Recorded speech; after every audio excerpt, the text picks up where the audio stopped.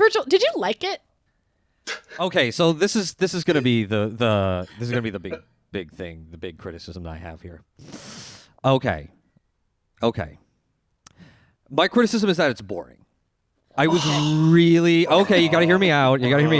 I was really bored. This is not what I expected. I expected stuff to happen. One of the episodes I was assigned was the drumhead. That is a boring episode, and that's my brother's fault. But it was for that ethical was reasons. really boring.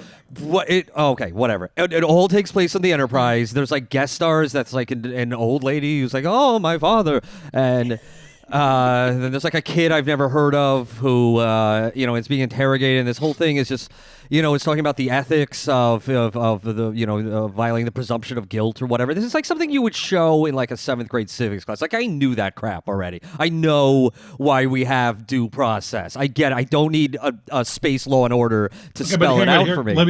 Here's the thing. I had a friend once. I showed her The Day the Earth Stood Still. And the instant the theremin came on, she went, "Oh God," Yeah. And she's like, "Oh God, that's such a cliche." You're like, "No, this is the first movie that did it." So yeah, they did it. What I'm saying is, do you not get, Virgil? The episode you watched predates Hillary Clinton and Russiagate by 20 years. The other thing, my other criticism, and I don't want to sound too rude about this, but go for it, buddy. I'm watching the boring episode, and it's just like scene after scene of them talking about stuff. They're just walking and talking, and then it hit me. Oh my God, this is Space Sorkin.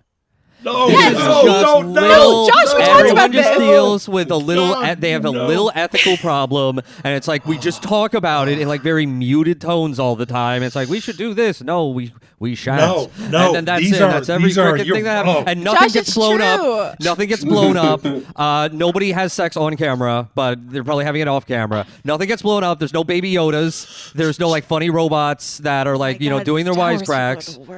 It's just like trying to teach me things, and it's like I don't want to learn something. I want to see. He's a Star Wars guy. You can't. I want to see something operatic. They don't believe in and it. beautiful. Boom, boom, and you know what I did cars, after I watched those Michael episodes, Bay. and I tried to watch a few of Wyatt's episodes, which to Wyatt's credit, the episodes that he picked were more entertaining and like well put together. I think he was kind of putting this together with a little more of an eye to the just the entertainment aspect of it, the writing, that sort of thing.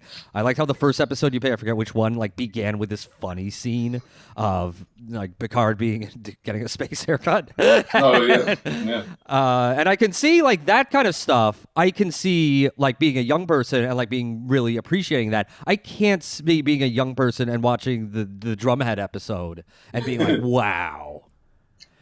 Okay, well, it's I want to series. see baby Yodas. I want to see so after I watched a couple of these, I immediately put on the first episode of The Mandalorian, and it was just like night and day, just night and day.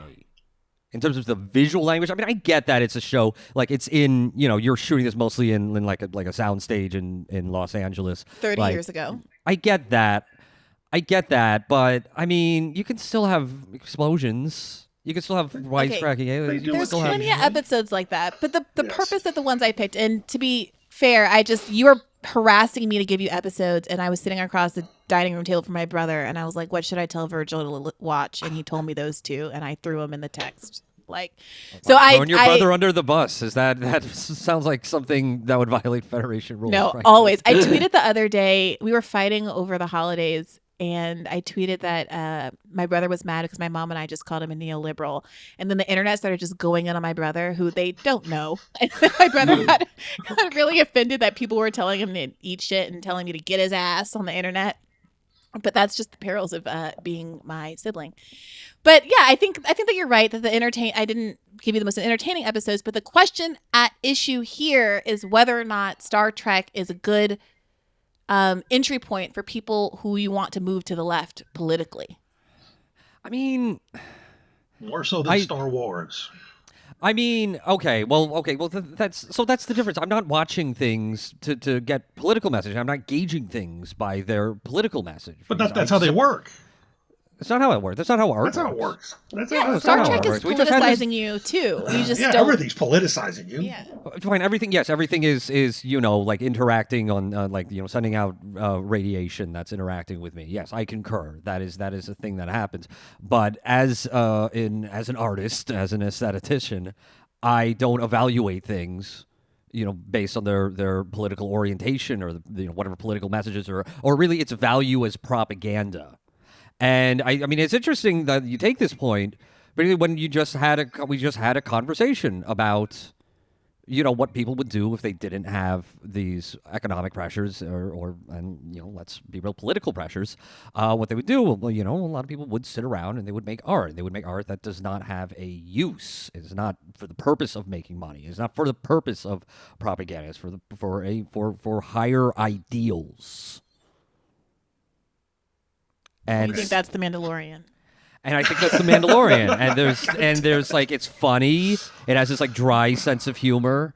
Werner Herzog is in it. Horatio Sands is in it. Horatio Sands is the first guy you meet. Brian Posehn you meet in like 5 minutes. Could you imagine that? Okay, I don't know who those people are, and also stop flexing on having a Disney password, Disney Plus. Like, I offered you the account. I offered you the password. I offered can't. you. I've got too much going on. My consumption habits are too out of control to add another platform to this right now.